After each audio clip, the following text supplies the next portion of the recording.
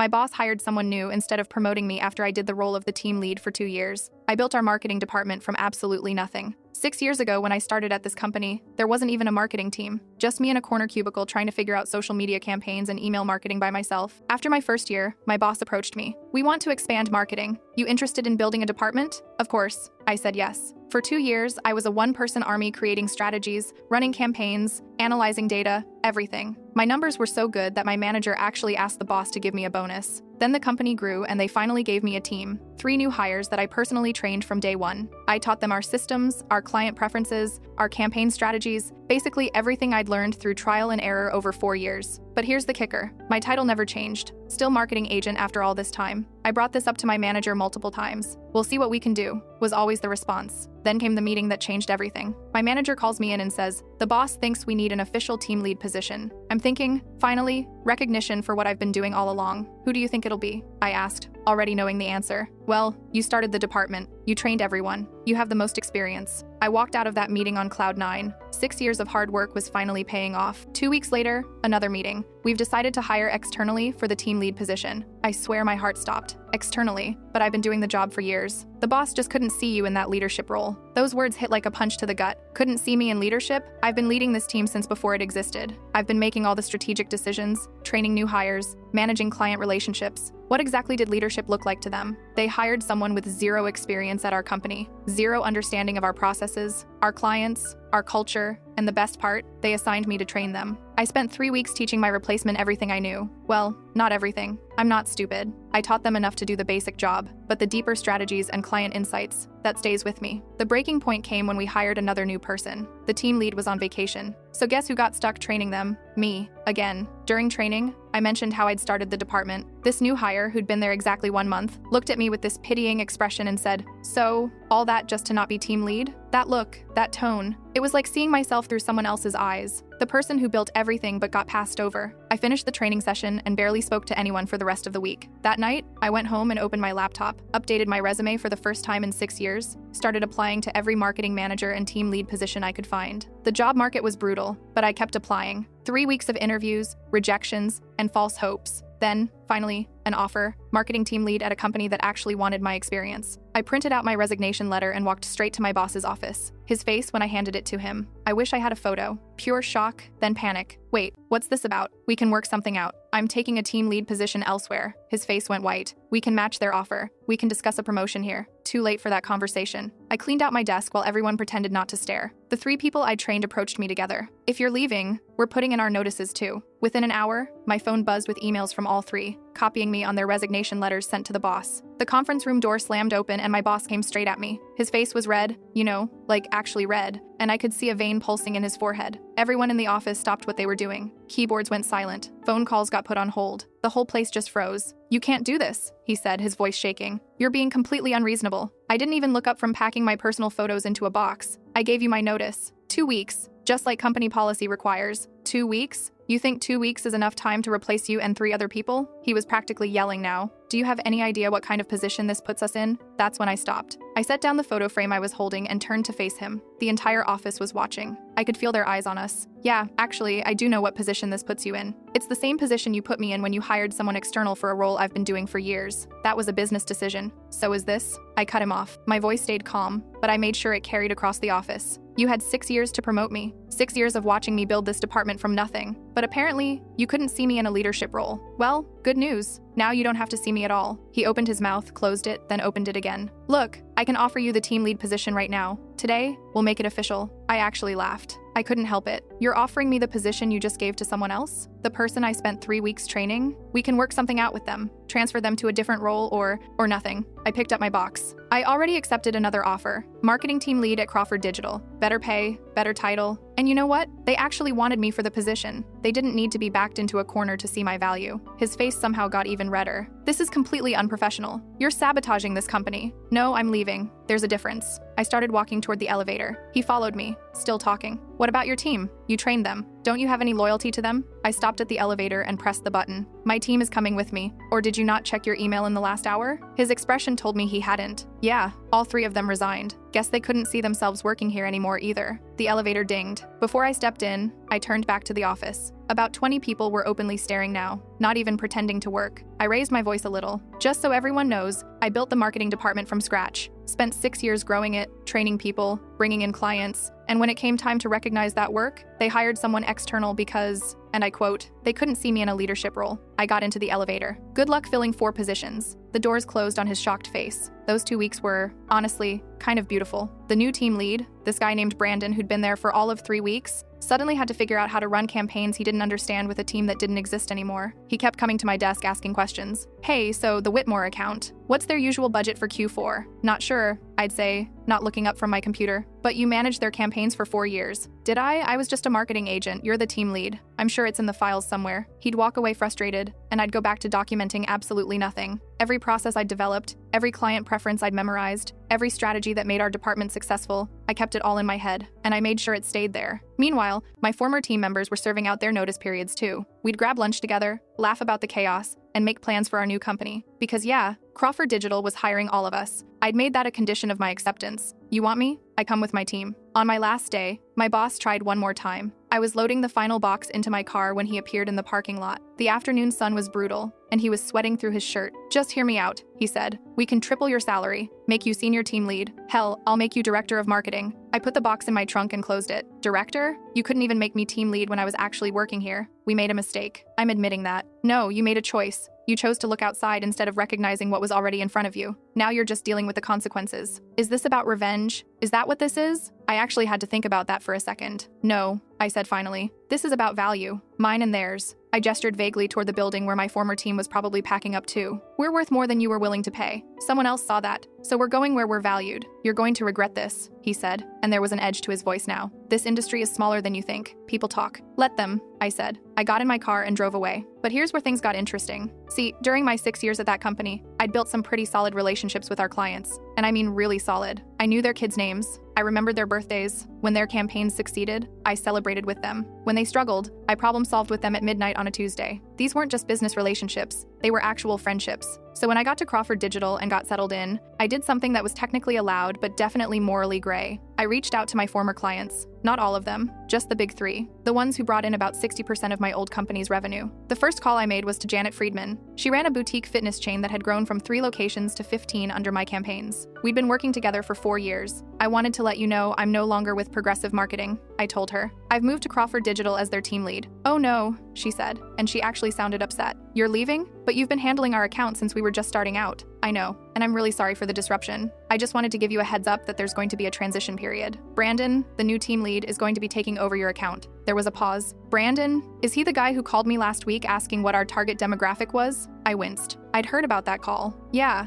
that's him. He asked me what our target demographic was, Janet repeated. We've been running campaigns for 4 years. How does he not know we target women aged 25 to 40? He's still learning the accounts, I said diplomatically. This is ridiculous. Can I follow you to Crawford? And there it was. I'd planted the seed. I mean, we're taking on new clients, I said like it had just occurred to me. I'd have to check capacity, but I could probably fit you in. Please do, because if that guy's going to be handling my account, I'd rather work with someone who actually knows my business. 2 days later, Janet Friedman signed with Crawford Digital. That was $180,000 in annual revenue walking out of my old company's door. The second call was to Michael Torres, who ran a chain of auto repair shops. We'd quadrupled his online bookings in 2 years. He was actually the one who suggested I call. I heard you left Progressive, he said when I called. Janet told me. Are you taking clients? We have some availability, I said. Good. I want to move our account to you. That Brandon guy sent me a campaign proposal last week that was basically identical to what we ran last year. I don't need someone to copy-paste old strategies. I need fresh ideas. Michael Torres, $220,000 annually. Gone. The third client was the big one. Denise Park ran a regional insurance company, and we'd been working together for 5 years. She was my first major client actually, back when I was still figuring out what I was doing. Our relationship went beyond professional. She'd given me advice when I was struggling with office politics. I'd helped her daughter prepare for job interviews. When I called her, I barely got 2 sentences out before she cut me off. Stop, she said. I already know why you're calling. And yes, I'm moving our account to wherever you are. You've been the only reason I stayed with Progressive this long. No offense to them, but you're the one who actually understands our business. Denise Park, $340,000 annually. In 1 week, I'd moved $740,000 worth of business to my new company, and I made sure my old boss knew about it. I didn't have to tell him directly. The clients did that themselves. Janet actually called him to formally terminate their contract, and she apparently told him exactly why. Your marketing agent was better at being a team lead than your actual team lead, she'd said. I know because she texted me about it afterward, laughing. My phone rang 3 hours later. It was my old boss. What the hell did you do? He screamed before I could even say hello. I'm working, I said calmly. What's up? You stole our clients. I didn't steal anyone. They chose to follow me. There's a difference. You sabotaged us. You deliberately. I informed them of a staffing change that would affect their accounts, I said. That's professional courtesy. What they chose to do with that information was up to them. This is unethical. This is business. I cut him off. You know, the same business decision you made when you hired externally instead of promoting me. Funny how business decisions sting when you're on the receiving end. He hung up on me. But it got better. Because at Crawford Digital, I wasn't just managing accounts. I was building a team again. And this time I was doing it right. My 3 former employees came on board officially. Jenny took on social media strategy. Priya handled analytics and reporting. And David managed client relationships and new business development. We worked like a machine because we'd already spent years learning how to work together. While my old company was scrambling to figure out basic processes, we were launching campaigns that blew our clients' expectations out of the water. Within a month, we'd increased Janet's gym memberships by 35%. Michael's auto shop saw a 50% boost in online bookings. Denise's insurance company got more qualified leads than they'd seen in years. And the best part? I made sure every success story got shared on LinkedIn. Professional updates, you know, just celebrating our wins. Completely normal. But my old company wasn't doing so well. I started hearing things through industry contacts, rumors, stories, and they kept getting worse. Brandon, the new team lead, was apparently in way over his head. He'd been hired based on his resume, which looked impressive, but it turned out most of his experience was at much smaller companies with much simpler campaigns. He'd never managed anything at our scale. His first major disaster came about 6 weeks after I left. There was this huge campaign for a client called Riverside Development. They were a real estate company launching a new luxury apartment complex. Big budget, like really big, $200,000 for the campaign alone. The plan was simple: targeted social media ads, email campaigns, and a virtual tour experience. The ads were supposed to go live on Monday, coordinated with a press release and a launch event. Everything had to be perfectly timed. Brandon messed it up spectacularly. He sent the luxury apartment ads to the wrong client. Instead of Riverside Development, the ads for $500,000 apartments with river views went out under Michael Torres's auto repair account. People started getting targeted ads for luxury condos with a "schedule your oil change today" call to action button. Meanwhile, Riverside's actual audience got ads for brake pad replacements. It took 3 days for anyone to notice because Brandon hadn't set up proper monitoring. By the time they caught it, Riverside's launch event had come and gone with almost no traffic. The company had spent $75,000 on an event space, catering, and promotional materials for an event that barely anyone attended because the ads never reached the right people. Riverside Development terminated their contract immediately. That was another $200,000 in annual revenue. Gone. And they didn't go quietly. The owner wrote a scathing review on every business platform he could find, detailing exactly what went wrong. My old boss called me again. It was 11 p.m. on a Thursday. "Please," he said, and his voice sounded different, desperate. "I'm sorry. Who is this? Don't play games. The Riverside disaster? I know you heard about it." "I heard a company sent luxury apartment ads to auto repair customers," I said. "That was you guys? Yikes. We need someone who knows what they're doing. Come back as a consultant. I'll pay you triple your old salary. Just help us fix this mess." I was sitting on my couch, watching Netflix with a glass of wine. I muted the TV. Triple my old salary? So what? About $180,000 a year. Yes, whatever you want. I'm already making $220,000 at Crawford actually. With bonuses, I'll probably clear $250,000 this year. So no, I don't think I'm interested. Please, I'm begging you. "You're begging me," I repeated. "The same person you couldn't see in a leadership role is now the person you're begging to come save you." "I made a mistake. We made a mistake. You made a choice," I corrected. "And here's another choice for you. Remember Riverside Development? The client you just lost? What about them? They signed with Crawford this morning. I'm taking over their account personally. We're relaunching their campaign next month. And honestly, I think we're going to do a much better job than you guys did." The silence on the other end was deafening. "Oh, and since you called," I continued, "I should probably tell you that I'm meeting with 2 more of your clients next week. They reached out to me. Something about not trusting Brandon with their accounts anymore. Anyway, I should go. Have a good night." I hung up before he could respond. Riverside wasn't even the worst of Brandon's mistakes. A few weeks later, he managed to miss a critical deadline for a financial services client. They had a time-sensitive campaign that needed to launch during a specific market window, the kind of thing where being late by even a day could cost thousands in missed opportunities. Brandon missed it by 4 days. The campaign was supposed to promote a special investment opportunity that was only available for a limited time. By the time Brandon got the ads running, the opportunity window had already closed. The client spent $50,000 on a campaign that advertised an offer that no longer existed. That client? Sterling Financial Group. They'd been with my old company for 7 years. $220,000 in annual revenue. They left within a week and, we've been talking to Janet and Michael, their CEO told me in our first meeting. They said you're the one we should have been working with all along. I won that account by basically doing nothing except being available and competent. That's all it took. Meanwhile, my old company was hemorrhaging clients like a sinking ship. My former colleague, this woman named Patricia, who still worked there, would text me updates. She thought the whole situation was hilarious. Brandon called an emergency meeting today. She texted one afternoon. He tried to blame the tech platform for his mistakes. Spent 45 minutes explaining how the system was unintuitive. Half the team just stared at their phones. How's morale? I asked. Terrible. 3 more people quit this week. They're not even bothering with 2 weeks' notice. Just packing up and leaving. Who? You remember Kyle from analytics? And the 2 designers, Brittany and Josh? All gone. Kyle actually said in his resignation email that he didn't want to be associated with a sinking ship. Brutal. It gets better. The boss is trying to recruit new people, but word's gotten around. Everyone knows what happened with you and the clients you took. No one wants to join. I felt a small twinge of something. Not quite guilt, more like acknowledgement. I'd set some things in motion, and they were playing out exactly how I'd expected, but I hadn't actually done anything wrong. I'd simply been better at my job than the person they'd chosen to replace me. A few weeks later, the boss tried a different tactic. He started spreading rumors about me in the industry. I found out because a former colleague from a different company called me. Hey, I just want to give you a heads up, she said. I was at a networking event last night, and your old boss was there. He's telling people you stole proprietary information and violated your non-compete. I didn't sign a non-compete, I said.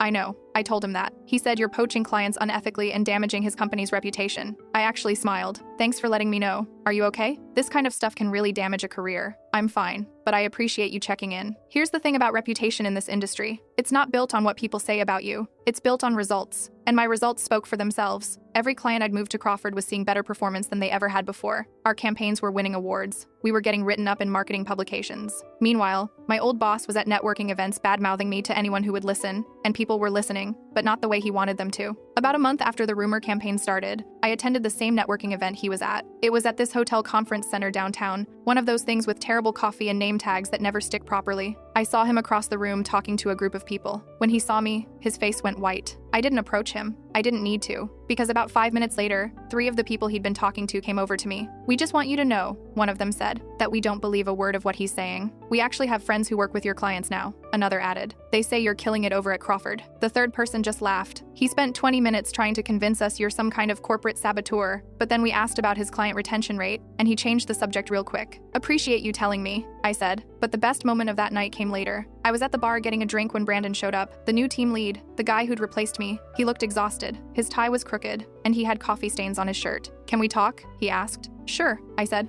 I wasn't going to be petty about it. We found a quiet corner away from the main event. He fidgeted with his drink, not quite looking at me. This isn't what I signed up for, he said finally. What did you sign up for? A team lead position, managing campaigns, building strategies, you know, normal stuff. Not walking into a disaster where half the team quit and the founder is actively sabotaging us. I'm not sabotaging anyone, I said calmly. You took the clients? They chose to follow me. Big difference. He rubbed his face. Look, I know you got screwed. I heard the whole story. You built that department and they passed you over. That's messed up. So why'd you take the job? Because they offered it to me? He laughed, but there was no humor in it. I didn't know any of this. They told me they were expanding, that they needed someone with fresh perspective. No one mentioned that the person who built everything had just left, or that I'd be walking into a smoking crater. What did they tell you about me? That you were a talented agent who decided to pursue other opportunities. They made it sound mutual and professional. I sipped my drink. Yeah, that's not what happened. I know that now. He looked miserable. Every client I talk to mentions you. Every process I try to understand is something you created but never documented. I'm basically trying to reverse engineer 6 years of institutional knowledge with no help. That sounds rough, I said, and I meant it, sort of. The Riverside thing wasn't entirely my fault, he said. The system they use is ancient. The training was like 2 days, and the boss keeps piling on accounts even though we don't have enough people. Why are you telling me this? Because I'm quitting, he said. I'm giving notice on Monday, and I wanted you to know that I'm going to tell them exactly why. That they sabotaged themselves by pushing you out. That they created this mess by not valuing their best people. I didn't know what to say to that. Anyway, he said, standing up. I just wanted you to know, this isn't your fault. You didn't do anything wrong. They did. He left. I sat there for a while, thinking about that conversation. Brandon wasn't a bad guy. He was just in an impossible situation, trying to fill shoes he didn't know he'd be walking in. The next week, true to his word, Brandon resigned. Patricia texted me the news. He quit, sent an email to the whole company. It was beautiful. What'd he say? Basically that the company's leadership failed to retain and recognize talent, and that he refused to be part of an organization that valued external appearances over internal development. He called out the boss specifically for creating a toxic environment. Wow, everyone's talking about it. Morale was already bad, but now people are openly looking for other jobs. I've seen at least 5 people on LinkedIn with open to work badges. By this point, my old company had lost about $1.2 million in annual revenue. That's just the clients I knew about. I'm sure there were others. Their department was down to like 7 people from the 15 they had when I left, and they were still hemorrhaging. But I wasn't done yet, because remember how I mentioned my old boss was spreading rumors? Well, I'd kept quiet about something I'd discovered, something that could end his career. Patricia had sent me some information a few weeks earlier. She'd been cleaning out some old files and found records of company credit card expenses. Our boss had been using the company card for personal purchases, and not just small stuff. We're talking thousands of dollars over several years, dinner at expensive restaurants that had nothing to do with clients, hotel stays on weekends when no business travel was scheduled, even purchases at electronics stores and luxury goods retailers. Patricia sent me copies of everything. I thought you should know, she said, in case you ever need leverage. I'd sat on that information for a while, not sure what to do with it. Using it felt like crossing a line, but then my boss started his rumor campaign, and I realized he'd already crossed that line himself, so I made a move. Sterling Financial, the client I'd recently won, was still technically doing a transition phase. They hadn't fully cut ties with my old company yet. Some of their contracts required a 90-day notice period. During that time, my old boss was supposed to maintain their account professionally. Instead, he called their CEO directly and lied about me, claimed I'd stolen proprietary campaign strategies, said I'd violated confidentiality agreements, even suggested they should consider legal action against me. What he didn't know was that Sterling's CEO was recording the call. She does that with all business calls. It's legal in our state with single-party consent. She sent me the recording. I listened to it 3 times, just to make sure I was hearing it correctly. My old boss was lying through his teeth, making up stuff that never happened, all in a desperate attempt to damage my reputation and keep a client from leaving. I sat with that recording for a day, thinking about what to do. Then I made my decision. I created a simple email. No long explanations, no emotional appeals, just facts. I attached 2 things to the email: the recording of my boss lying to Sterling's CEO, and the documentation of his credit card fraud. 3 years of personal expenses charged to the company card, totaling about $47,000. I addressed the email to 3 people: the company CEO, the CFO, and the head of HR. The subject line was simple: concerns regarding marketing department leadership. The body of the email was even simpler. Attached, please find a recording of recent false statements made by your marketing director regarding my professional conduct, as well as documentation of potentially fraudulent expense reporting. I believe these matters warrant your immediate attention. I signed it with my name and contact information. Then I hit send. It was a Friday afternoon. I figured they'd get to it Monday morning. I was wrong. The CEO called me at 6 p.m. that same evening. "Is this documentation authentic?" she asked. "Yes, ma'am." I received the expense records from a current employee who was concerned about impropriety. The recording came directly from the client he defamed me to. "And you can verify this?" "The client is willing to confirm. And I'm sure your finance department can pull the original expense reports." She was quiet for a moment. "Thank you for bringing this to our attention. I just thought you should know who's running your marketing department," I said. She hung up. That weekend was torture. I kept checking my phone, wondering if anything would happen. Patricia hadn't texted, which meant she probably didn't know yet. Monday morning, 9:15 a.m., Patricia sent me a message that was just a string of exclamation points. "What happened?" I texted back. "The boss just got escorted out by security. They went through his office, took his computer, all his files. He's fired. Like, effective immediately fired." "What about Brandon? He already quit, remember?" But here's the crazy part. They just announced they're shutting down the entire marketing department. Like, closing it completely. They're going to outsource everything. I called her. "Shut it down completely?" "Yeah, they just had an all-hands meeting." The CEO said that after reviewing the department's performance and recent issues, they've decided it's not viable to maintain an in-house marketing team. Everyone's being let go over the next 30 days. They're hiring an external agency to handle all marketing. Which agency? They didn't say yet, but everyone's freaking out. 7 people are losing their jobs. I felt a weird mix of emotions. Satisfaction? Sure, but also something else. Those 7 people, most of them didn't do anything wrong. They were just caught in the crossfire. "What about you?" I asked Patricia. "I'm fine. I'm in accounting, remember? But I feel bad for the marketing team. They're good people who got screwed by terrible leadership." That afternoon, I got another call, this one from the company's HR director. "We're conducting an investigation into the former marketing director's conduct," she said. "We may need to ask you some questions." "Of course, whatever you need. Can I ask, why did you wait to report this?" "I didn't know about the credit card fraud until recently. As for the defamatory phone call, that happened last week. I reported it as soon as I had evidence." "I see. Well, thank you for your honesty. This information has been very valuable." 2 days later, I heard through the industry grapevine that my old boss wasn't just fired. He was facing potential criminal charges for the credit card fraud. The company had turned over everything to law enforcement. His reputation in the industry was destroyed. No one would hire him. His LinkedIn profile went dark. He just disappeared. Brandon, the guy who'd replaced me, ended up landing a much better job at a smaller company where he could actually succeed. We connected on LinkedIn, and he sent me a message. "Thanks for not destroying me along with everything else," he wrote. "I know you could have. You weren't the problem," I replied. "You were just in the wrong place at the wrong time. Still, I appreciate it. And for what it's worth, what you built at that company was impressive. They should have promoted you years ago." As for my old company, they ended up hiring an external marketing agency at a cost of about $45,000 per month. That's $540,000 a year. If they'd just promoted me and given me a raise to, say, $120,000, they would have saved over $400,000 annually. They also wouldn't have lost all those clients, their entire marketing team, and their marketing director to fraud charges. The math was pretty simple. They chose wrong, and it cost them everything. Within 48 hours of my email, my old boss was fired, Brandon had quit under pressure, and the entire marketing department collapsed, forcing the company to outsource all marketing work at 3 times the cost they would have paid if they'd just promoted me years ago. Make sure to click on the screen to watch another story.